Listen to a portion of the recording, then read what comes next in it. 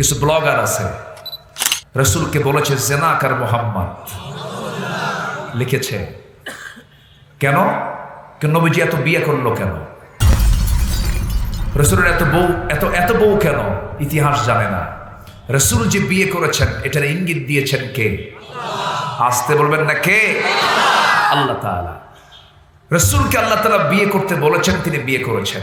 তিনি বলেন, আমার খাদিজা যদি আমার জীবনের শেষ সময় পর্যন্ত থাকতো, আল্লাহ তাআলা আমাকে বিয়ের কথা বলতেন না। অথচ খাদিজা ছিলেন আমার নবীজির প্রথম স্ত্রী। নবীজি তার চাইতে 15 বছরের ছোট। তিনি জীবনের প্রথম সংসার শুরু করেছেন মানবতার দিকে তাকিয়ে।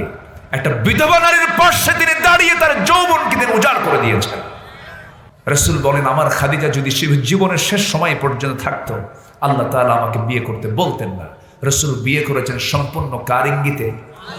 আজ যৌন চরিতার্থ কোনো উদ্দেশ্য ছিল না। নবীজির বিয়ের উদ্দেশ্য যে সম্পূর্ণ ছিল কার অর্ডার? আল্লাহর অর্ডার। এখানে একজন জনপ্রতিনিধি তিনি আছেন। ইসলাম সবার, ঠিক কিনা বলেন? রাসূল আমাদের সবার। ইসলামকে, রাসূলকে আঘাত করা হবে এমন জাতীয় ষড়যন্ত্র যদি আমার বাপও করে, বাপকেও ছাড়বো না আমরা, ঠিক কিনা? এটার নাম হচ্ছে ঈমান। এটার নাম কি? ঈমান। আজকের মাহফিলে শুনেছি অনেক মা বোন মাহফিল আসছেন। মা বোনদেরকে উদ্দেশ্য করে বলতে চাই, একজন নারী ছিলেন অনেক বড় দামি নারী আল্লাহর কাছেও। এই দুনিয়াতেও একজন রাষ্ট্রনায়কের তিনি স্ত্রী ছিলেন, যার স্বামী ছিল একজন বড় রাষ্ট্রনায়ক, যার দাম, যার যশ, যার খ্যাতি গোটা দুনিয়া জড়িয়ে ছিল। সেই সময় সে বড় একজন শাসক ছিল। তার নামটাও কোরআনে আসছে, তার নাম হলো ফেরাউন। তার নাম কি বলেন? ফেরাউন। ফেরাউনটা এখন আছে না নাই? মরা না তাজা? না না, যেটা শুয়ে আছে এখনো শীত হয়ে পড়ে আছে। কিন্তু কে তাজা না শুটকি? শুটকি। আল্লাহ তাআলা বলছেন, আল ইয়াওমা নুনাজ্জিকা বিবাদানিকা। ফেরাউন, তোকে আমি কিয়ামত পর্যন্ত শুটকি করে রাখবো তোকে। দেখেন আল্লাহর সিদ্ধান্ত, দেখেন কোরআন বলছে। ডক্টর মরিস বুকাইলি একজন বড় একজন বিজ্ঞানী, তিনি কোরআনের ভুল ধরতে সে কালেমা পড়ে মুসলমান হয়ে গেছেন। ফ্রান্সের। উনি এই ফেরাউনের সময় তো কম, উনি ফেরাউনকে নিয়ে গবেষণা করেছেন। এই ফেরাউনকে গবেষণা করতে গিয়ে তিনি কালেমা পড়ে মুসলমান হয়ে গেছেন।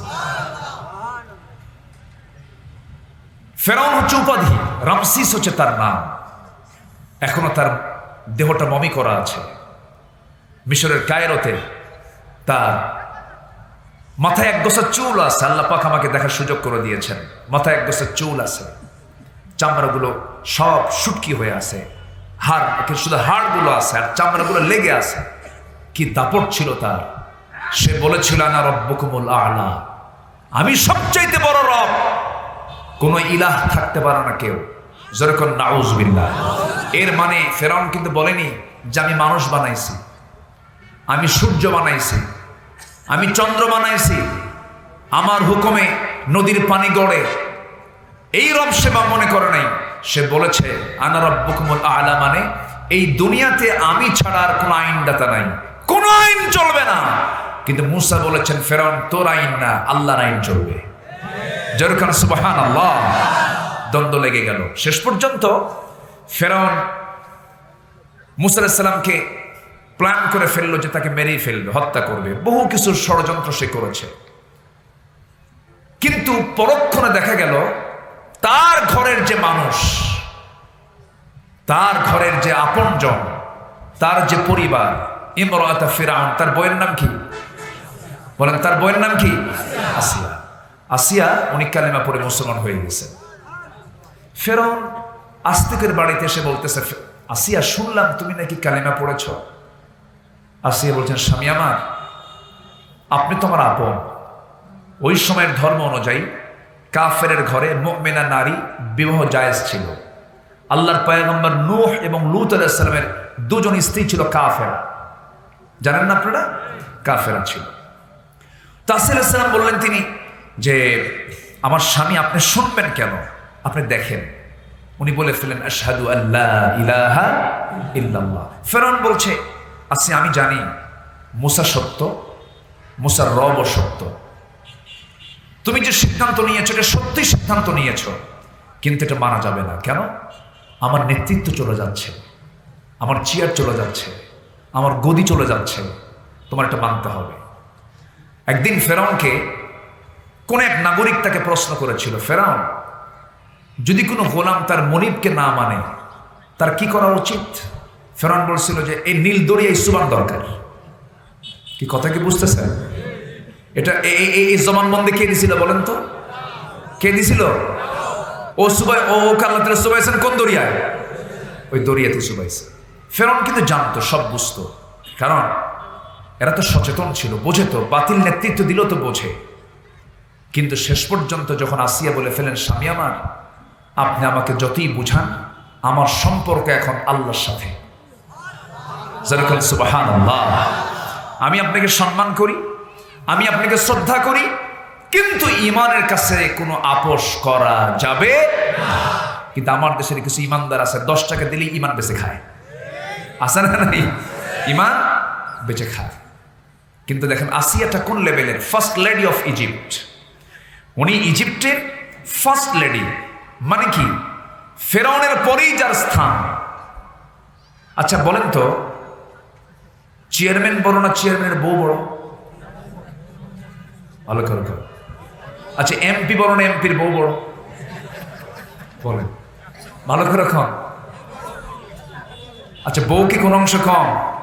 শোনেন, আপনি যত বড় হুজুর হন না কেন, যত বড় হুজুর হন, বউয়ের কাছে কিন্তু হুজুরগিরি খাটে না।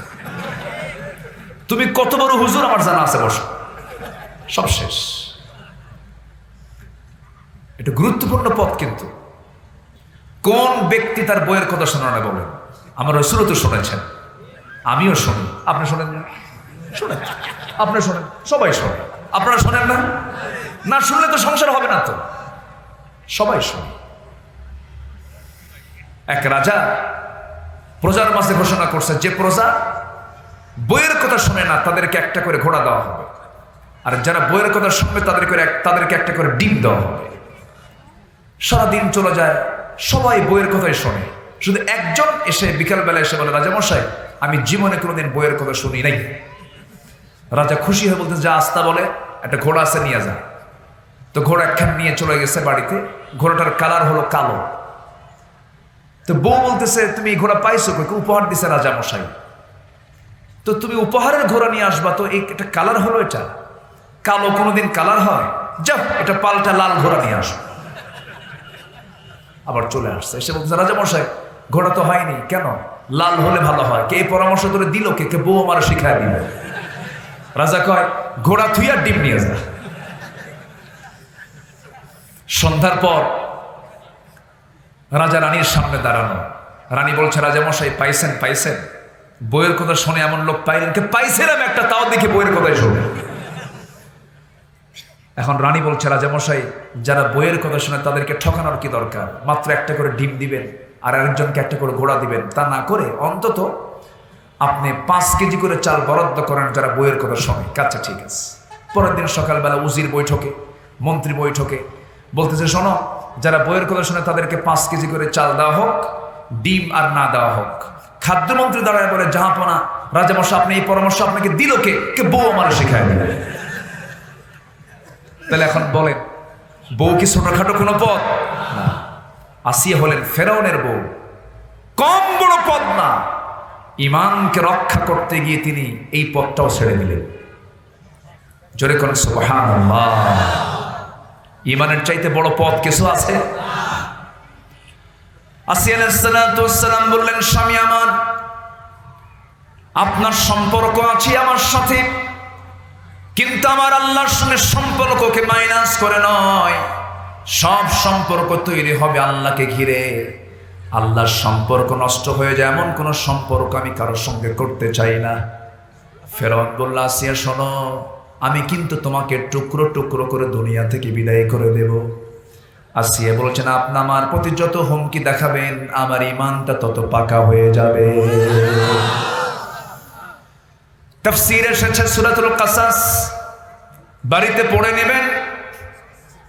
সূরাতুল কাসাসের মধ্যে এসেছে, ফেরাউন করলো কি, তার দরবারের একজন দাসী ছিল, সেই দাসীটাও কালিমা পড়েছিল। সেই দাসীকে তার সামনে নিয়ে আসা হলো।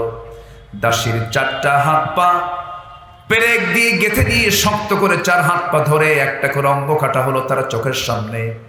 আসিয়া আলাইহিস সালামকে ভয় দেখানোর জন্য ফেরাউন এমনটা করতেছিল, কিন্তু আসিয়া বলছেন, স্বামী আমার, আপনি আমাকে কিসের ভয় দেখাচ্ছেন জানি না, তবে আমি আমার নাকের মধ্যে জান্নাতের ঘ্রাণ পেতেছি। আল্লাহু আকবার। শেষ পর্যন্ত আসিয়া আলাইহিস সালাম অনড় থাকলেন, ইমানটাকে তিনি অবিচল রাখলেন, ইমানটাকে তিনি বিক্রি করলেন না, ইমানটাকে তিনি নষ্ট করে দিলেন না। সঙ্গে সঙ্গে ফেরাউন হামানকে নিয়ে বসলো, হামান কি করা যায়? হামান ছিল দুষ্ট, তার মন্ত্রী পরিষদের সদস্য ছিল। অফিরাউনা ওয়া হামানা, ফেরাউনের নামটাও কোরআনে আছে, হামানের নামটাও কোরআনে আছে। হামান বলছি, ফেরাউন বুকের শত্রু, বড় শত্রু, কাছের শত্রুকে মাইনাস করতে হবে, তাকে দুনিয়া থেকে বিদায় করে না দিলে আপনার বড় বিপদ হয়ে যাবে। শেষ পর্যন্ত জল্লাদ ডেকে আনা হলো। জল্লাদকে ডেকে এনে ফেরাউন করলো কি? তার সামনে দাঁড় করায় দিল। বলা হলো, তোমার জন্য আর কিছুক্ষণ সময় আছে, সিদ্ধান্তের পরিবর্তন করবি, আগের পদে তুমি অধিষ্ঠিত হয়ে যাবে। আর যদি সিদ্ধান্তের পরিবর্তন না করো, তোমাকে আজকে করাত দিয়ে চিরে 2 টুকরা করে দুনিয়া থেকে বিদায় করে দেওয়া হবে। এমন চূড়ান্ত কথা যখন বলা হলো, আসিয়া আলাইহিস সালাম সেই সময় তিনি বলছেন, আমার স্বামী, আপনি আমাকে যত হুমকি ধামকি যেটাই দেখেন না কেন, আল্লাহ তাআলা আমাকে জান্নাতের সমস্ত দৃশ্যগুলো একটা একটা করে দেখায় দিতেছে। রাসূলকে গালিগালাজ দেওয়া হয়, অথচ সাইয়্যিদানা ওমর ফারুকের সামনে এক মুনাফিক এসে বলে, ওমর, ভাবছিলাম রাসূল মুসলমানের পক্ষে রায় দেবে, নবী তো ইহুদির পক্ষে রায় দিল, আমার বিরুদ্ধে রায় চলে গেল। আচ্ছা, বিচারকের দায়িত্ব কি ইহুদি আর মুসলমান দেখে না? বিচার দেখা, যেটা সঠিক সেটাতে দেখতে হবে। আইন সবার জন্য, সে মুসলিম হোক আর নন মুসলিম হোক। যখন নবীজি বিচার দিয়েছেন ইহুদির পক্ষে, মুনাফিক বলল, ওমর, সানি বিচার করতে হবে। বিচার পছন্দ হয়নি। কেন? নবীজি ইহুদির পক্ষে রায় দিয়ে দিল। সাইয়্যিদনা ওমর ফারুক বললেন, ঠিক আছে, তুমি আমার কাছে বিচার চাইতে আসছো, হ্যাঁ ভালো কথা, একটু দেরি করো, ভিতর থেকে আসি। তরবারি নিলেন, বাইরে বের হলেন। আচ্ছা, এখানে কি কোনো শুনানি চলছে? কোনো বাদী বিবাদীর কোনো শুনানি চলছে এখানে? শুধু শুনেছেন ওমর ফারুক যে বিচার পছন্দ হয়নি। তরবারিটা নিয়ে আসলেন, একদম মাথায় হাঁকায় দিলেন, মস্তক চিটকে পড়ে গেল। নবীর এখানে সংবাদ গেল। আমার নবীজি মনে মনে চিন্তা করেন, ওমর তো একটা বড় ধরনের মনে ভুল করে ফেললো, এটা এমন তো করা ঠিক হলো না। আল্লাহর পক্ষ থেকে আয়াত নাজিল হলো, হে রাসূল, ওমর যা করেছে এটাই সঠিক বিচার। জোরে কোন সুবহানাল্লাহ। কই ঈমান? ওমরের মতো ঈমান তো নাই আমাদের। আল্লাহ রাব্বুল আলামিন বলেন, ইয়া আইয়ুহাল্লাযীনা আমানুত্তাকুল্লাহা ওয়া কুলু কাওলান সাদীদা يصلح لكم أعمالكم ويغفر لكم ذنوبكم ومن يطع الله ورسوله فقد فاز فوزا عظيما جل الله أكبر হে ঈমানদারেরা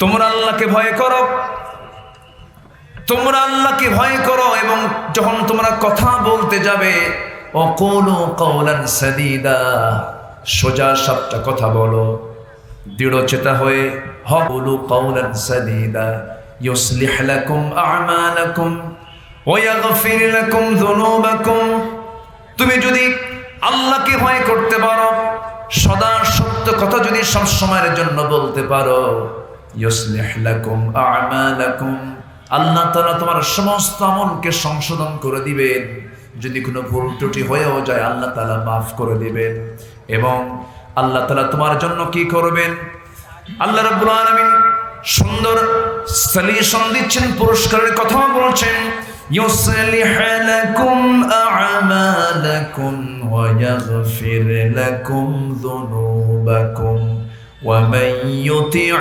الله ورسوله ফাকাদ ফাযা ফাওজান আযীমা।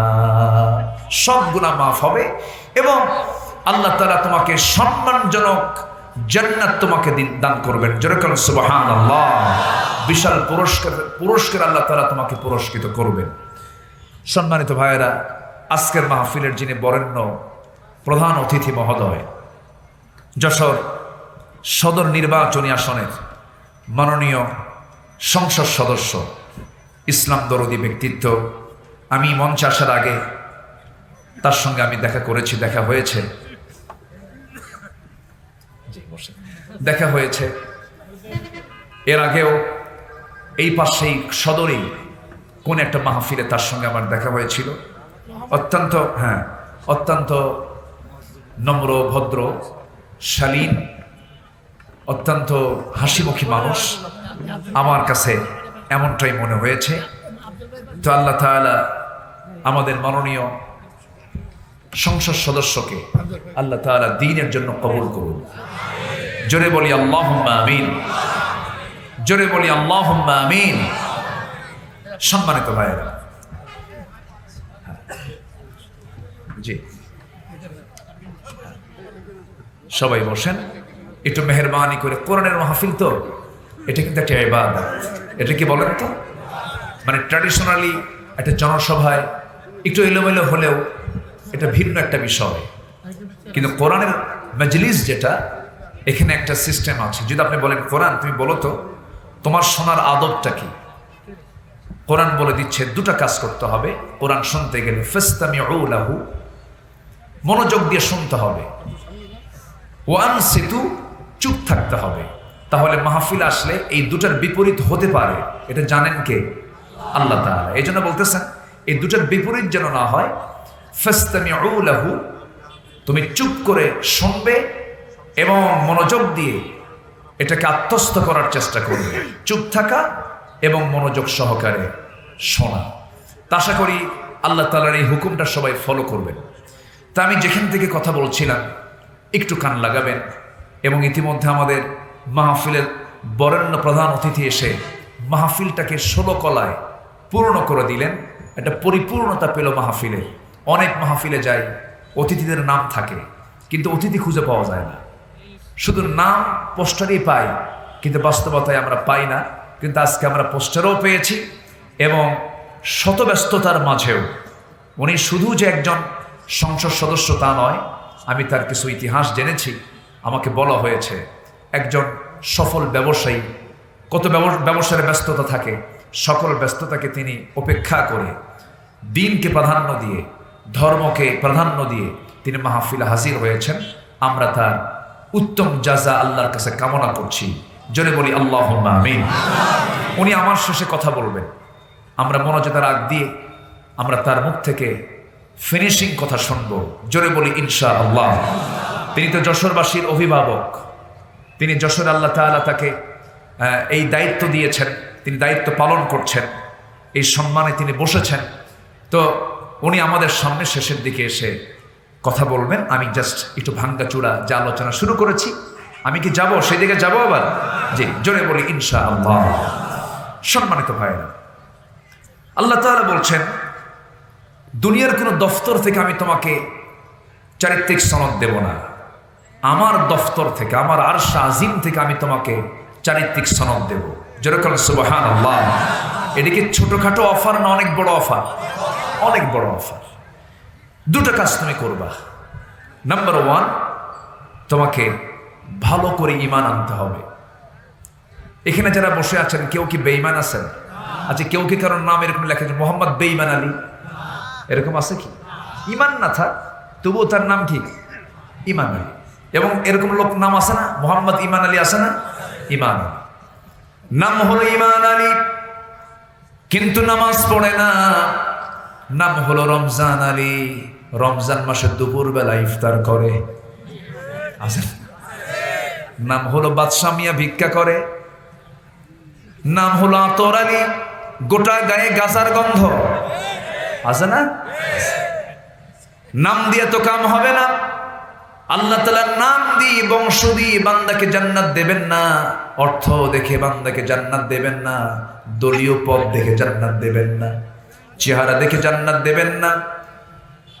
আল্লাহর দরবারে কোনো প্রেসিডেন্ট, কোনো মন্ত্রী, কোনো শিল্পপতি, কোনো মাওলানা, কোনো খতিব, এই সমস্ত কোনো বংশ, মোঘল, পাঠান, সম্রাট, চৌধুরী, সৈয়দ, এই সমস্ত বিষয়গুলো আল্লাহর কাছে নট অ্যাকসেপ্টেবল, এগুলো গ্রহণযোগ্য নয়। আল্লাহ তাআলা সুন্দর করে বলছেন, যারা পারেন ঠোঁট মিলিয়ে বলুন, ইন্না খালাকনাকুম মিন যাকারিন ওয়া উনসা ওয়া জাআলনাকুম শুউবান ওয়া ক্বাবাইলা লিতাআরাফু ইন্না আকরামাকুম ইনদাল্লাহি আতকাকুম। আল্লাহ রাব্বুল আলামিন বলেন, তোমাদের মধ্যে সেই বান্দা আমার কাছে দামি।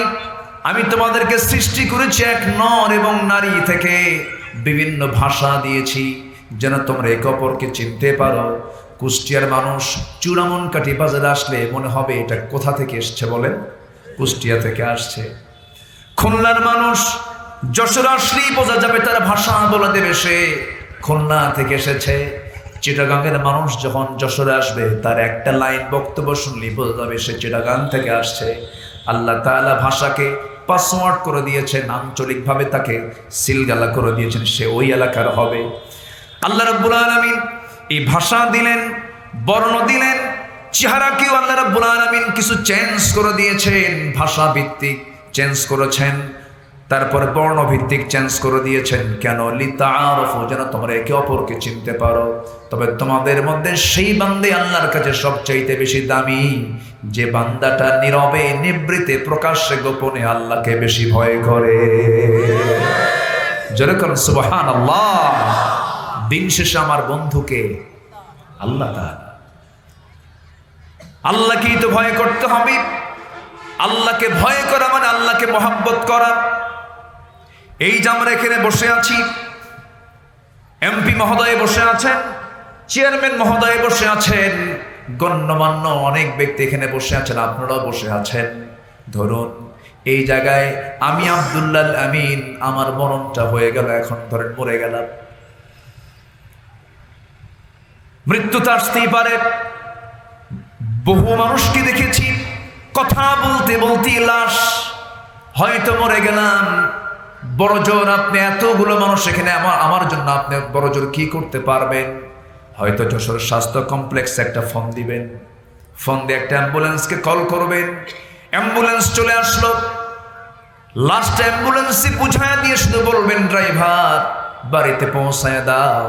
কিন্তু বাড়িতে নিয়ে যাবে, কিন্তু ক্ষমতা নাই আমার দেহটা বাড়ির মধ্যে কেউ ঢুকাবে। বারান্দাতেও জায়গা হবে না, ঘরে কোনো জায়গা হবে না, বউটা ভয় কাছে আসবে না, সন্তানরা হাউমাউ করে কান্নাকাটি করবে কিছুক্ষণ, আবার কিছুক্ষণ পর সন্তানই বলে ফেলবে, দাফন করতে দেরি করো না, লাশটা পচে যাবে, ফুলে যাবে, গলে যাবে। মার পেট থেকে উলঙ্গ দেহ নিয়ে দুনিয়াতে এসেছিলাম, অনেক সম্পদ করেছিলাম, কিন্তু মরে যাব যখন, আমার সমস্ত সম্পদগুলোকে সব আমার থেকে সিজ করে নিয়া শুধু কম দামি কাপড়টা আমার গায়ে লাগায় দেবে, মাথায় বাঁধন, পায়ে বাঁধন দিয়ে দেবে, সব টেনে হেঁচড়ে কবরের দিকে নিয়ে চলে যাবি। জানাজা শেষ হয়ে যাবে, মরা মুখটা খুলে দেবে, সবাই দেখবে এক নজর করে, চক্ষুটা লাল হয়ে যাবে। কবরে শোয়া দেবে, বাঁশ চাপা দেবে, মাটি চাপা দেবে, 24 ঘন্টা যাবে না, মাথার চুলগুলো খসে খসে পড়বে। যে চুলের যত্ন নিয়েছি কত, এই শ্যাম্পু লাগবে না, ওই শ্যাম্পু লাগবে, এই তেল হবে না, ওই তেল দেব আমি। 24 ঘন্টার মধ্যে মাথার চুল খসে খসে পড়বে, 3 দিন যাবে না যত্ন করা, এই চামড়াগুলো গলে গলে পোকার পেটের খাবার হয়ে যাবে। সেই পোকার নিয়ন্ত্রণ আমার দেহ চলে যাবে। মাত্র 7টা দিন পেটের ভিতরের নারী বুড়ির সব চোখ, মুখ, কান, নাক দিয়ে বের হতে থাকবে, কিম্ভূত কিমাকার চেহারা হয়ে যাবে। মাত্র 3টা মাস পর কবর যদি খনন করা হয়, কয়েকটা হাড় ছাড়া আমার আর অস্তিত্ব নাই। অতএব দিন শেষে বন্ধু আমার কেবলমাত্র শুধুমাত্র কে? জোরে বলেন কে? আমার সবার আগে আমার যোগসূত্র তৈরি করতে হবে কার সাথে? বলেন কার সাথে? আল্লাহর সাথে। আমরা একটা বিশেষ ব্যক্তির সঙ্গে সম্পর্ক গড়ার জন্য কত মেহনত করি, কিন্তু ওই লোকের চাইতে বড় বোকার কি আছে যে আল্লাহর সঙ্গে সম্পর্ক তৈরি করতে পারে না। আমরা যেখানে বসে আছি এটা হলো দুনিয়া, চূড়ামনকাঠি বাজার, যশোর জেলার এই জায়গায়, কিন্তু আমার আল্লাহ তাআলা আমার এত আপন। আল্লাহ বলছেন, বান্দারে আমি তোর খুবই আপন বান্দা, তুই আমাকে দূরে ভাববি না কখনো, আমি তোর খুব কাছে থেকে যাই। কিন্তু আমার আল্লাহ তাআলার নির্দিষ্ট একটা আসন আছে, সেটা হচ্ছে ওয়াসিআ কুরসিয়ুহুস সামাওয়াতি ওয়াল আরদ। আরশ আজিম, আরশ আজিম তো শুধু 1 মাইল 2 মাইল দূরে নয়, যেটা পৃথিবীর কোনো মানুষ কোনোদিন গণনাই করতে পারবে না, এত দূর আরশ আজিম। আল্লাহ বলছেন, বান্দারে আমি তোকে মাফ করার জন্য, তুই কি জানিস প্রত্যেক রাত্রিতে 12টার পর আমি তোকে মাফ করার জন্য আমি 7 আকাশ থেকে প্রথম আকাশে চলে আসি। জোরে বলেন সুবহানাল্লাহ। 7 আকাশ থেকে এই ফিস সামাঈদ দুনিয়া, দুনিয়ার আকাশে আসে, এসে বলেন, তিনি প্রশ্ন করেন, আলা মিন মুস্তাগফিরিন ফাগফির আলা, কোন ক্ষমা প্রার্থী আছে আমার কাছে ক্ষমা চাবে, আমি তাকে ক্ষমা করে দেব। জোরে বলেন সুবহানাল্লাহ। তাহলে আমাকে ক্ষমা করার জন্য প্রস্তুতি নিয়ে থাকেন কে? কে প্রস্তুতি নিয়ে থাকেন? আল্লাহ প্রস্তুতি নিয়ে থাকেন। আল্লাহ কত দূর তার অফিস, আরশ আজিমটা কত দূর। আমরা যেখানে বসে আছি এখান থেকে সূর্য যে দেখতে পাচ্ছি প্লেটের মতো, আসলে কি প্লেটের মতো ছোট? সূর্যটা আনুমানিক পৃথিবীর চাইতে 13 লক্ষ গুণ বড়। ওই সূর্যের চাইতে মিটি মিটি করে জোনাকির মতো জ্বলা সেই তারকাগুলো, এক একটা তারকা, বেটেল জুইস নামে একটা তারকা আছে, যে তারকা সূর্যের চাইতেও 33 কোটি গুণ বড়। যেরকম সুবহানাল্লাহ। একটা তারকা, আল্লাহ কি একটা তারকা দিয়ে আকাশ সাজিয়েছেন? আমি মাঝখানে কাতার গিয়েছিলাম, কাতারে আমি একটা শপিং মলে ঢুকলাম রাতের বেলা ঢুকে দেখি সূর্য, আকাশ মানে দিনের মতো আলোকিত। বললাম কি ব্যাপার, আমি তো রাতের বেলা ঢুকলাম। বলতেছে হুজুর এটা কৃত্রিম আকাশ বানাইছে। দেখেন আল্লাহ তাআলার ডিজাইনটা আধুনিক দুনিয়াতে, চিন্তা করুন আল্লাহ তাআলা আকাশটা কত সুন্দর করে তিনি আকাশ বানিয়েছেন। আল্লাহু আকবার বলেন। পৃথিবীর সব ছাদের কলাম থাকে, আমার আল্লাহর ছাদের কোনো কলাম নাই। যদি বলি সুবহানাল্লাহ। সে আকাশকে আবার ডেকোরেট করার জন্য তারকা সেট করেছেন, যে তারকাগুলো সূর্যের চাইতে 33 কোটি গুণ বড়।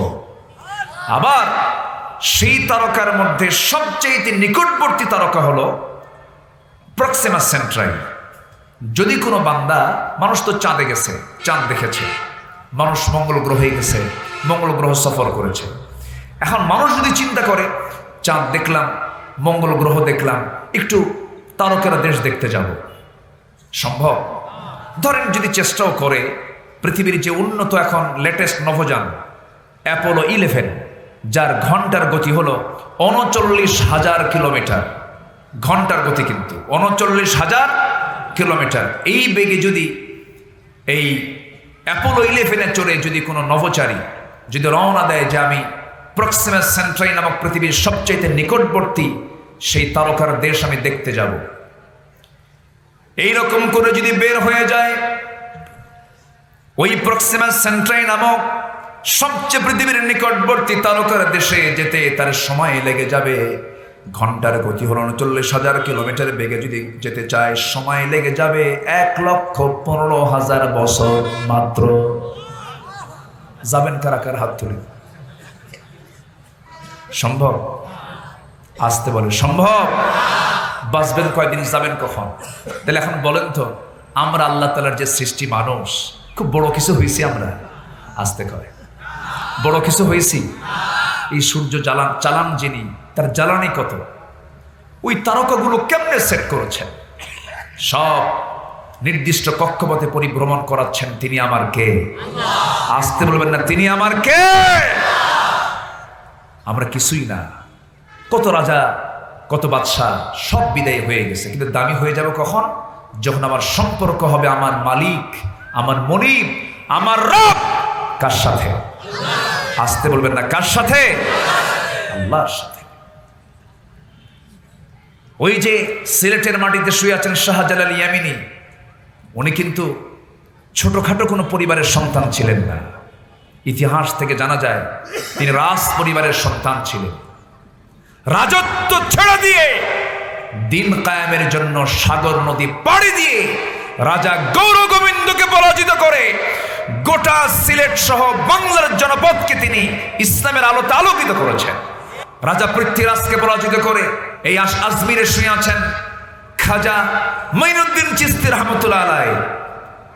আল্লাহর সঙ্গে সম্পর্ক তৈরি করে বাতিল শক্তিকে পরাজিত করে গোটা ভারতবর্ষে ইসলামের পতাকা তারা উড্ডীন করেছেন। জোরে বলেন সুবহানাল্লাহ। খুলনায় শুয়ে আছেন কে? বলেন। খান জাহান, আপনাদের বুকেও একজন আছে। আমার দেশ হাজার আউলিয়ার আগমনে ধন্য আমার এই জনপদ। এই জনপদে ইসলাম বিরোধী কোন শক্তিকে আমরা অবশ্যই ঠাঁই দিতে পারবো না, ঠিক কিনা? ইসলাম এদেশের মানুষ লালন করে, ইসলামকে পালন করে। 4.5 লক্ষ মসজিদের দেশ বাংলাদেশ, 18 কোটি মুসলমানের দেশ বাংলাদেশ। সামান্য কিছু নাস্তিকদের দ্বারা আমরা এই দেশকে কলঙ্কিত করতে চাই না। নাস্তিকের সংখ্যা কি বেশি? কিছু বদমাইশ আছে, কিছু বদমাইশ আমার দেশে আছে না নয়? রাসূলকে নিয়ে বাজে কথা বলে। দেখেন না, এই যশোর, বরিশাল, এই জনপদকে আল্লাহ তাআলা হেফাজত করার জন্য প্রাচীর স্বরূপ সুন্দরবন দিয়েছেন, যেন ঝড়, সাইক্লোন, বুলবুল, নার্গিস, আর কি আমফান, সিডর, এগুলো যেন ওই সুন্দরবন দিয়ে যেন কাভার হয়ে যায়। যেখানে যা আল্লাহ তাআলা সেখানে তাই সেট করে দিয়েছেন। জোরে বলেন সুবহানাল্লাহ। সবকিছু সাজানো। ধরুন এই যে সূর্যটা আমরা দেখতে পাচ্ছি, এই সূর্যটা কোটি কোটি বছর যাবত আলো দিয়ে যেতেছে। এই সূর্য যদি পৃথিবী থেকে 1 ইঞ্চি দূরে থাকতো, আবারও যদি পৃথিবীর দিকে 1 ইঞ্চি কাছে চলে আসতো, দূরে থাকার কারণে পৃথিবীটা হিমশীতল হয়ে যেত।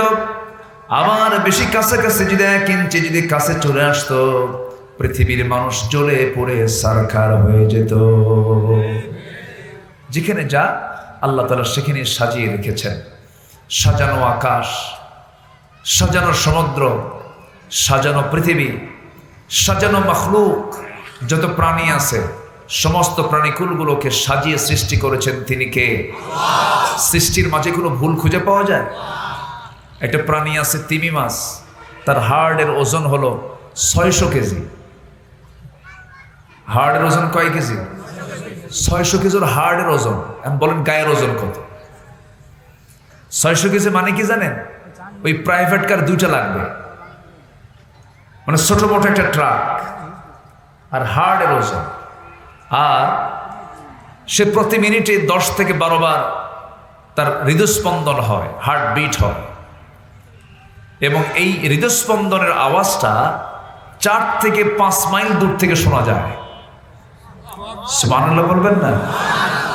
তাহলে তার হার্টের যদি অবস্থা হয় এই, তার খাদ্য লাগে কত, তার যোগান দিতে হয় কত, সব কিছু মেইনটেইন করেন তিনি কে? আল্লাহ তাআলা। এলোমেলো না গোছানো? গোছানো। বলেন তো, মানুষ ছাড়া পৃথিবীর কোনো প্রাণীর মধ্যে কি কোনো হরতাল আছে? কোনো আন্দোলন আছে? খাওয়া নিয়ে কোনো মারামারি আছে? মানুষের মধ্যে নাই তো? হ্যাঁ আছে। অথচ পৃথিবীতে সবচেয়ে দামি সৃষ্টি কারা? বলেন। আচ্ছা, মানুষ ছাড়া পৃথিবীর কোনো প্রাণীর কি খাদ্য গুদাম আছে? মানুষের আছে না নেই? এরপরে সংকট আছে না নেই? আচ্ছা, তাহলে খাদ্য গুদামও থাকলো, সবই থাকলো, এরপরে আবার সংকট লাগে, অথচ কোনো প্রাণীর খাদ্য গুদাম নাই।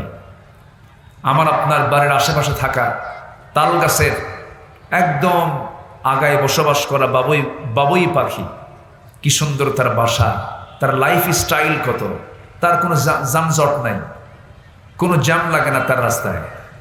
সে তার বাসার সামনেই বিমান, মানে তার মানে কি বলে এয়ারপোর্ট অর্থাৎ ল্যান্ডিং প্লেস, রানওয়ে।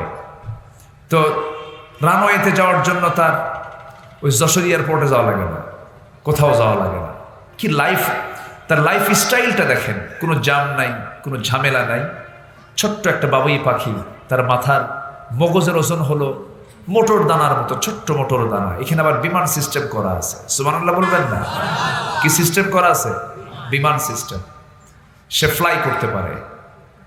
পৃথিবীর সকল রাজা বাদশাহ সবসময় বিমানে চড়তে পারে না, আর আল্লাহ তাআলা বাবুই পাখির সারা জীবন ওর বাহন করে দিয়েছেন বিমান। কেউ তো সুবহানাল্লাহ বললেন না? সেই বাবুই পাখি সকালবেলা ঘর থেকে বের হয়ে যায়, নেই কোনো খাদ্য গুদাম, নেই কোনো চিন্তা, নেই কোনো পেরেশানি, নেই কোনো মারামারি হোড়াহড়ি। আস্তে করে সকালবেলা সে ঘর থেকে বের হলো, মুখে অন্য কোনো জিকির নাই, মুখে জিকির হলো কার বলেন? আল্লাহর জিকির। আল্লাহর জিকির করতে করতে সারা বিকাল সারা দিন সে ঘোরাফেরা করে সমস্ত খাবার যখন তার কমপ্লিট হয়ে গেল, শূন্য পেট নিয়ে বাড়ি থেকে বের হলো, ভরা পেট নিয়ে সে তার বাসায় প্রবেশ করলো। জোরে বলি সুবহানাল্লাহ। কোনো খাদ্য গুদাম নাই, কোনো টেনশন নাই, কোনো পেরেশানি নাই। তার বাড়িটা কি? বাড়িটাও কিন্তু আমার আপনার বাড়ি, উন্নত বাড়ি। পৃথিবীর কোনো আর্কিটেক্ট ইঞ্জিনিয়ার, কোনো সিভিল ইঞ্জিনিয়ার বাবুই পাখির মতো তাল দিয়ে ওর মতো একটা বাসা বানাতে পারবে না। ঠিক আমি কি ভুল বলতেছি? তার কি সুন্দর তার শিল্প, কি কারুকার্য, তার বাড়ির ডিজাইনটা কি। ওর মধ্যে 3টা রুম আছে, একটা বেডরুম, একটা কমন রুম, একটা ড্রয়িং স্পেস, সবই আছে। বাইরে বেলকনিও আছে, আবার কলিং বেলও আছে। যখন কোনো বাবুই পাখি অন্য জায়গা থেকে যখন আসে, এসে আগে অনুমতি নেয়, ঠোঁটের সঙ্গে ঠোঁট মিলাই দিয়ে সালাম বিনিময় হয়, আবার বলে দোস্ত আসছো তো, সোফা সেটে বসো, ভিতরে যাইও না, গিন্নি শুয়ে আছে। কথা বোঝেন নাই? সমস্ত প্রাণীর জীবনগুলো সাজানো গোছানো, কিন্তু কি যেন মানুষের মধ্যেই শুধু হাই খাই, মারামারি, ফাটাফাটি। কে কার উপরে টিক্কা মারতে পারে, কে কেমন করে হিংসা করতে পারে, কে কেমন করে মারামারি করতে পারে। যেমন হোক জোর করে আমার সিয়ার রাখতেই হবে। আস্তে কন করে জোরে কন, ঠিক কিনা? কেমন যেন মানুষের ভিতরে এই সমস্যাগুলো আছে। এই সমস্যাগুলো হবে দেখেই আল্লাহ সমাধানের জন্য কি দিয়েছেন? কি দিয়েছেন বলেন? কোরআন দিয়েছেন, এটা দিয়ে সমাধান করো। এবং ওই বাবুই পাখির বিচার আমি করব না, তিমি মাছের বিচার আমি করব না, জলহস্তির বিচার আমি করব না, হাতির বিচার আমি করব না। এরা মরার মধ্য দিয়ে এদের শেষ। আল্লাহর সৃষ্টির 2 পিঠ, একটা ইহকাল আর একটা পরকাল। ওদের পরকালের ডিপার্টমেন্ট নেই, কিন্তু আমাদের পরকাল আছে না নাই? আসতে বলবেন না, আছে না নাই? পরকাল যদি বিশ্বাস করি, কোরআনের প্রয়োজন আছে না নাই? কোরআন লাগবে। তাহলে এখন বলেন তো, এই কোরআনটা এলোমেলো না সাজানো? কোরআন দিয়ে তো রাষ্ট্র চলতে পারে না। না, ভালো করে কর, আসলে কি পারে? যদি রাষ্ট্র চলতে পারে,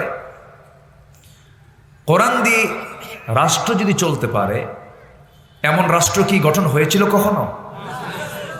আসতে বলে হয়েছিল? রাষ্ট্র গঠন করেছিলেন প্রথম কে? কোরআন দিয়ে বলেন তো। মুহাম্মদুর রাসূলুল্লাহ। আমরা অনেকেই জানি হুজুর পাক, রসুলে পাক, রসুলে করিম, কিন্তু আমরা কিন্তু বলি না রাষ্ট্রপতি মুহাম্মদ, বলি না। কিন্তু এটা একটা ষড়যন্ত্র। শুধু বলি হুজুরে পাক, রসুলে পাক, নবী করিম, এরকম। কিন্তু রসুল যে রাষ্ট্রপতি ছিলেন, রাষ্ট্রনায়ক ছিলেন, সমরনায়ক ছিলেন, একজন বিচারক ছিলেন, জাস্টিস মুহাম্মদ সাল্লাল্লাহু, এটা কিন্তু অনেকে মানতে চাই না। রসুলকে শুধু ইমামে মানবেন, রসুলকে শুধু সুন্নতে মানবেন, রসুলকে শুধু নামাজে মানবেন, রাষ্ট্রে মানবেন না, সমাজে মানবেন না, বিচারে মানবেন না, সমাজের সমস্ত আইন কানুনে মানবেন না। আপনি নবীর উম্মত নন, আপনি ভণ্ড, আপনি প্রতারক। এটা বুঝতে হবে। আমরা শুধু ওয়াজ শুনি, মরা ফেরাউনের কাহিনী শুনি। কি ফেরাউন? তাজা ফেরাউন নাই? আসতে কয় তাজা ফেরাউন আছে না নাই? আচ্ছা, হুজুররা শুধু খতিব শুধু মরা ফেরাউনের ওয়াজ করে। মরা ফেরাউন তো মরেই গেছে, তাজা ফেরাউন খুঁজে বের করতে হবে। মুসার দায়িত্ব, মুসার যারা উত্তরসূরি, ইব্রাহিমের যারা উত্তরসূরি, বিশ্বনবীর যারা উত্তরসূরি, তাদের দায়িত্ব হলো তাজা ফেরাউন খুঁজে বের করে তাদের বিরুদ্ধে প্রতিবাদ করা। কষ্ট হচ্ছে? ফেরাউন কি করত? জুলুম করত। ফেরাউন কি করত? জুলুম করত। সাদ্দাত কি করত? জুলুম করত। ফেরাউন কি করেছিল?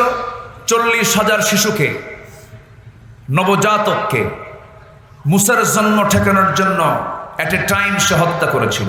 40,000 শিশু। কেন? তার ক্ষমতা যেন ঝুঁকির মধ্যে না যায়। তার ক্ষমতাকে পাকাপোক্ত, এটাই তো মূল লক্ষ্য। আমার ক্ষমতা যেন ঝুঁকির মধ্যে না যায়, আমি যেন ঝুঁকিমুক্ত থাকতে পারি। সে 40,000 শিশুকে এট এ টাইম ইউযাব্বিহুনা আবনাআকুম ওয়া ইস্তাহয়ুনা নিসাআকুম মেরেছিল। 40,000 শিশুকে। ঠিক আজকের দুনিয়াতেও যারা ক্ষমতাকে পাকাপোক্ত করার জন্য রাতকে দিন করেন, দিনকে রাত করেন, হত্যার রাজনীতি যারা করেন, সবগুলো ফেরাউনদের প্রেতাত্মা। সম্মানিত ভাইয়েরা, একটু কান লাগান। গোটা পৃথিবীতে আজকে কোথাও শান্তি নেই, কোথাও শান্তি নেই। আপনি শান্তির কোনো পরিবেশ আপনি দেখতে পাবেন না গোটা পৃথিবীর কোথাও।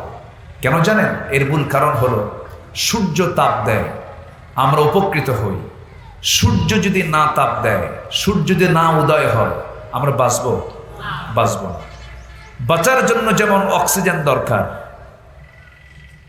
গাছগাছালি আমাদের জীবন বাঁচার জন্য যেমন সূর্যের আলো দরকার, তেমনি সমাজের অশান্তি দূর করার জন্য আল্লাহ প্রদত্ত নাজিল করা কোরআন দরকার। ঠিক কিনা? কোরআন মানব, শান্তি পাবো। কোরআন মানব না, শান্তি পাবো না। এটাই সোজা কথা। আল্লাহ বলছেন, বান্দা আমি তোমাকে প্রকৃত মুমিন হিসেবে কবুল করব এবং তোমাকে সত্যবাদীর সার্টিফিকেট আমি তোমাকে দেব এবং আমি তোমাকে নিজ হাতে জান্নাত বুঝাইয়া দেব। 2টা কাজ করো। কয়টা কাজ? আমরা শিখে যাবো না ইনশাআল্লাহ? 2টা কাজ। কয়টা কাজ করো? 2টা কাজ করো। আসেন আমরা মূল আলোচনার দিকে চলে যাচ্ছি আস্তে আস্তে। আমরা খুব কষ্টের মধ্যে আছি, পৃথিবীবাসী কেউ ভালো নাই। কেন জানেন? আমরা মুসলমান কবরে গেছি, আর ইসলাম বইয়ের মধ্যে। ইসলাম আছে কিসের মধ্যে? বইয়ের ভিতরে। আর মুসলমান গেছে কবরে। মুসলমান কোথায় গেছে? কবরে। কেউ কোনো কথা বলে না, চুপচাপ থাকে। সুদ চলছে, জেনা চলছে, মদের বোতল চলছে, জুয়ার কারবার চলছে, সব আমরা হর হামেশা দেখে যাচ্ছি। আমাদের কোনো প্রতিবাদ আছে? আসতে বলবেন, প্রতিবাদ আছে? ওয়ানাজ্জিনি মিন ফিরআউনা ওয়া আমালিহি। সূরাতুত তাহরীম শেষ দিকে আল্লাহ তাআলা তিনি এই দোয়াটা সেট করে দিয়েছেন। আসিফ সালাতু ওয়াসসালাম দোয়া করছেন, আল্লাহ রব্বি বিনিলি ইনদাকা, তুমি আমার জন্য বানায় দাও, ইনদাকা তোমার কাছে। ধরুন আমার পাশে মুরব্বী আছেন, ইনদি আরবিতে বলা হয় আমার কাছে। ইনদি সবচেয়ে কাছের কাছকে বোঝানোর জন্য ইনদুন শব্দটা প্রয়োগ করা হয়। আসিফ সালাম সেই সময় বলছেন, আল্লাহ আমি তোমার কাছে এমন একটা জান্নাত চাই, সেই জান্নাতটা হওয়া চাই তোমার কাছে। তোমার ঘর যেখানে আছে সেই ঘরের দেওয়ালের সাথে 10টা 20টা ঘর নয়, তুমি আমার জন্য একটা ঘর বানায়া দাও। কয়টা ঘর বানায়া দাও? তাহলে আসিয়া আল্লাহকে দূরে রেখেছেন না কাছে টেনেছেন? দূরে না কাছে? কাছে। আমার সবচাইতে কাছে, আমার জীবনের জন্য সবচাইতে কাছের বন্ধু, আপনজন, একমাত্র, কেবলমাত্র, শুধুমাত্র কে? আল্লাহ তাআলা। দুনিয়া থেকে তিনি বিদায় নিলেন, বুঝা দিলেন ইমানটাকে টিকে রাখার জন্য এমন করেই চলতে হয়। যেরকম সুবহানাল্লাহ। আর জোরে বলেন সুবহানাল্লাহ। আজান হয়েছে আরো 10 থেকে 15 মিনিট আগে। আবার পাশে এমপি মহোদয়কে বসায় রাখছি, তারা শতব্যস্ত মানুষ, তার আলোচনাগুলো শুনছেন। আমি খুবই খুশি। অনেক জায়গায় দেখা যায় মাহফিলের পরিবেশকে অনেক সময় মেহমানরা বিঘ্ন করে ফেলে, কিন্তু আজকে এর আগেও আমি এমপি মহোদয়কে দেখেছি, অত্যন্ত বিনয়ী মানুষ। মাহফিলের সৌন্দর্য রক্ষার্থে কি সুন্দর করে তিনি বসে আছেন। তিনি তো ইচ্ছে করলে বলতে পারতেন আমার যেতে হবে, আমি চলে যাই, আমি কথাটা বলি, আমি বিদায় নেই, কিন্তু না, উনি শুরু থেকে, একদম শুরু থেকে আসছেন, শেষ পর্যন্ত তিনি থেকে যাচ্ছেন। আল্লাহ তুমি তার জন্য উত্তম জাযা তুমি তাকে দান করো। জোরে বলি আল্লাহুম্মা আমিন। আজান যেহেতু হয়েছে, আমি কি শেষ করে দেব? আর একটু চালাবো? আর আমি 10টা থেকে 15টা মিনিট সময় নিচ্ছি। এরপরে আমরা দোয়া করব, এরপরে নামাজের দরকার আছে না নাই? নামাজ করব কয় ওয়াক্ত? আল্লাহর সঙ্গে সম্পর্ক তৈরি করার 1 নম্বর মাধ্যম কি?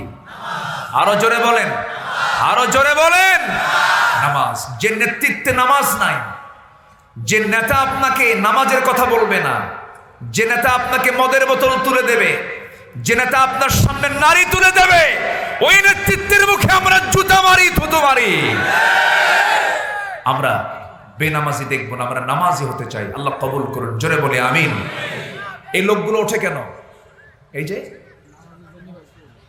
বসে, নামাজ তো আমরা পড়বো, আমরা নামাজ পড়বো তো। এখানে হঠাৎ করে আপনি উঠে গেলেন, এটা কিন্তু জনসভা না, ট্রেডিশনাল জনসভা, এটা ইবাদত। শুরু হয়েছে নাহমাদুহু দিয়ে, শেষ হবে কি দিয়া? বলেন কি দিয়ে? বলেন মোনাজাত। সবাইকে মোনাজাতে অংশগ্রহণ করবো না ইনশাআল্লাহ? আচ্ছা, মোনাজাত না করে যাবেন কে? হাত তোলেন। মোনাজাত না করে কেউ যাবেন? আমরা সবাই মোনাজাত পর্যন্ত থাকবো। জোরে বলি ইনশাআল্লাহ। এমপি মহোদয় আছেন, তার কথা শুনবেন আপনারা, একটু ধৈর্য ধরেন না। বড় জোর না হয় 20 থেকে 25 মিনিট। আমরা মাহফিলটাকে নষ্ট করবো কেন? একটা সাজানো বাগান সাজিয়েছি আমরা, এখানে এক একটা মানুষ মানে এক একটা জান্নাতের ফুল। বলেন আলহামদুলিল্লাহ। বাগানের ফুল। সবাই বসে। 1 নম্বর হলো ঈমান। ঈমানদার কি বেনামাজি হয় না নামাজি হয়? ঈমানদার কি মিথ্যা কথা বলে? আচ্ছা, ঈমানদার কি আমানতের খেয়ানত করে? ঈমানদার কি যৌবনকে অনিয়ন্ত্রিত রাখে? যৌবনকে নিয়ন্ত্রিত রাখে। ঈমানদার কি জবানকে কখনো এলোমেলো করে? আচ্ছা, ঈমানদার কি যাকাত দেয় না? আচ্ছা, ঈমানদার কি ওয়াদা খেলাফ করে? আচ্ছা, তাহলে এগুলো হচ্ছে ঈমানদারের গুণ। এই গুণগুলো আমরা অর্জন করব। জোরে বলি ইনশাআল্লাহ। জোরে বলি ইনশাআল্লাহ। আচ্ছা, ঈমানদার কি বনের সম্পত্তি মেরে খায়? আমার দেশে বনের সম্পত্তি মেরে খাওয়া ভাই তো নাই। আসতে কয় নাই, যশোরে নাই বনের সম্পত্তি মেরে খায়। তাহলে যে ভাই বনের সম্পত্তি মানে কি? যে মার পেট থেকে তার জন্ম, ওই মার পেট থেকে বোনের জন্ম। যে ভাই তার বোনের সম্পত্তি মেরে খেতে পারে, সে কি আর কারো সম্পত্তি রাখবে? আসতে কর, রাখার কথা না তো। বোনকে ফাঁকি দিচ্ছে, বোনকে সম্পদ দেয় না, বোনকে না দিয়ে বোনকে পাম্পটি মারে। মাঝে মাঝে আসে, জামতলার মিষ্টি খাওয়ায়। কোন তলার নাম শোনেন নাই? জামতলার মিষ্টি। ওখান থেকে কষ্ট করে নিয়ে আসে, জামতলার মিষ্টি খাওয়ায়, বলে বোন রাগ করো না, একটা কথা বলি কি, তুমি অংশ পাবা, এটা ঠিক আছে, কিন্তু একটা কথা বলি, অংশ নিলে কিন্তু ধ্বংস হয়। দেখছেন কি ফতুয়া মানলো? দেখেন, অংশ নিলে নাকি ধ্বংস হয়। তাহলে এই যে আপনি বনের সম্পত্তি মেরে খেলেন, এটা কি ইমানদারের কাজ? না, এগুলো নষ্ট করা যাবে না। বান্দার হক নষ্ট করা যাবে না, প্রতিবেশীর হক নষ্ট করা যাবে না। প্রতিবেশী আপনার বাড়ির পিছনে তার বাড়ি, রাস্তায় চলতে নিয়ে আপনার জায়গাটা ইউজ করতে হয়, রাস্তা নাই, গন্ডগোল লাগলো, ঠিক গন্ডগোলের পরপরই রাস্তার ঠিক মাঝখানে খোঁটা মেরে দিল, এমন লোক তো যশোর জেলায় নাই। হ্যাঁ, আচ্ছা, আপনি যে খোঁটাটা মারলেন, রাস্তা আটকালেন, ওই জমিনটা কার? এত আস্তে কন কেন? আরো জোরে। খোঁটা মারার সময় আপনার। হ্যাঁ, সব সময়ের জন্য এই জমিনটা কার? আল্লাহ। আচ্ছা, আপনি আল্লাহর জমিনে খোঁটা মারলেন, হাঁটতে দিলেন না, এবং যাকে হাঁটতে দিচ্ছেন না ওই ব্যক্তিটা কার গোলাম? আল্লাহর গোলাম।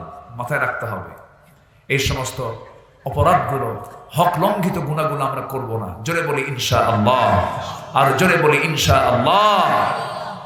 হক লঙ্ঘিত গুনাহ আল্লাহ দরবারে মঞ্জুর হবে না। আল্লাহ তাআলা ইচ্ছা করলে তো কবরই বিচার করতে পারতেন। কবরে বিচার করতে পারতেন না? কবরই শেষ করতে পারতেন, কিন্তু বিচারের দিবস আছে না নাই? আলহামদুলিল্লাহি রাব্বিল আলামিন আর রহমানির রহিম, এরপরে কি? মালিকি ইয়াউমিদ্দিন, বিচার দিবসের মালিক তিনি কে? আল্লাহ তাআলা। তিনি বিচারবার ডাকবেন কেন? ওই দিবস কেন কায়েম করবেন? এর কারণ হলো নামাজ হচ্ছে আল্লাহর হক। আল্লাহ কবরই শেষ করতে পারতেন, কিন্তু আপনি যে বনের সম্পত্তি মেরে খাইছেন, আপনি যে বান্দার হক নষ্ট করেছেন, আপনি যে একটা মানুষকে খুন করেছেন, ওই বাদী এবং বিবাদী মুখোমুখি না করে কি বিচার হয়? বিচার হয়। আল্লাহ তাআলা সেদিন বিচার দিবস কায়েম করবেন এবং সেদিন হবে প্রকৃত বিচার। সেই মুখোমুখি আমরা সবার সামনে, আমাদের সামনে সেই বিচার দিবস আছে না নাই? আছে। আমরা প্রস্তুতি নেব সেই দিনের জন্য। নামাজ পড়বো 5 ওয়াক্ত। কারা কারা একটু হাত তুলে দেখান তো দেখি 5 ওয়াক্ত নামাজ। জোরে বলি ইয়া আল্লাহ, আর জোরে বলি ইয়া আল্লাহ। আমাদেরকে 5 ওয়াক্ত সালাত আদায় করার তৌফিক তুমি আল্লাহ দিয়া দাও। জোরে বলি আমিন, আরো জোরে আমিন, আরো জোরে আমিন। নামাজ কার হক বলেন তো? রাগ করলেন না তো? রাগ করলেন না তো? বাচ্চা যদি দুধ খেতে না চায়, বাচ্চা যদি ওষুধ খেতে না চায়, তখন মা কি করে? বাবা খা, খা বাবা, তাও খায় না। কিন্তু মরে যাচ্ছে, জ্বর 103-4 ডিগ্রি, তখন বাপ কি করে? মা কি করে? 2 হাত আর 2 পা শক্ত করে বাইধা মুখের মধ্যে নখ ঢুকায় দেয়, খা। এর মানে কি? মোহাব্বত কি কম না বেশি? বেশি মোহাব্বত। একটু বলে ফেললাম, নামাজটা পড়বো ভাই। সবার কাছে আমি করজোরে মিনতি জানাই, নামাজ আমরা কেউ ছাড়বো না। 5 ওয়াক্ত নামাজ, নামাজ আপনাকে ভালো বানায় দেবে। জোরে বলি ইনশাআল্লাহ, জোরে বলি ইনশাআল্লাহ। মা বোনদের জন্য পর্দা, মা বোনদের জন্য কি? পর্দা। আল্লাহ তাআলা এই দুটো আমল করার তৌফিক সবাইকে তুমি আল্লাহ দান করো। জোরে বলি আল্লাহুম্মা আমিন। আরেকটা বিষয়, সেটা হলো দিন বোঝার দরকার আছে না নাই? কোরআন বোঝার দরকার আছে না নাই? কোরআন না বোঝার কারণে একটা ভুল, একটা বিভ্রান্তি জাতির মধ্যে ছড়ানো হয়েছে, সেটা হলো male, female and transgender. Transgender এটাকে প্রমোট করার জন্য একটা মহল উঠে পড়ে লেগেছে। আমরা সচেতন থাকব। সমকামিতা, ইউরোপ আমেরিকার বহু দেশে রাষ্ট্রীয় আকারে সংসদে বিল টেনে এগুলোকে পাশ করা হচ্ছে, যা বিকৃত যৌনাচার, যা বিকৃত যৌনাচার, যা গসবের উপযুক্ত অবস্থা। জর্দানের ডেড সিকে আল্লাহ তাআলা দাবায় দিয়েছেন শুধু এই সমকামিতার কারণে, হোমোসেক্সের কারণে, সেম সেক্সের কারণে। লুদেসের কমকে আল্লাহ তাআলা শেষ করে দিয়েছেন। সেই সমকামিতাকে প্রমোট করার জন্য আমাদের সমাজেও কিছু বদমাইশ আছে। আসতে বলবেন না, আছে না নাই? কিন্তু আবার দেখবেন কিছু ভালো মানুষও, ভালো কথাও।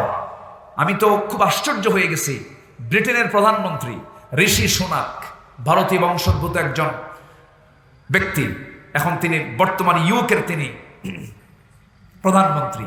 ঋষি সুনাক তিনি বলেছেন সমকামিতার ব্যাপারে, a man is a man, a woman is a woman, that's just a common sense.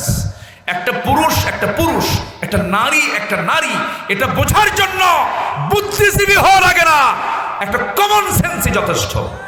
ঠিক কিনা? আমরা যুবক যারা আছো বাবা, যারা যুব সমাজ আছো, যৌবনকে নষ্ট করবা না, নিজের যৌবনকে নষ্ট করবা না, বিবাহ পূর্ব কোনো অবৈধ রিলেশনে যাবা না, নোংরামি করবা না, ইসলামী তাহজিব তামাদ্দুনকে ফলো করবা।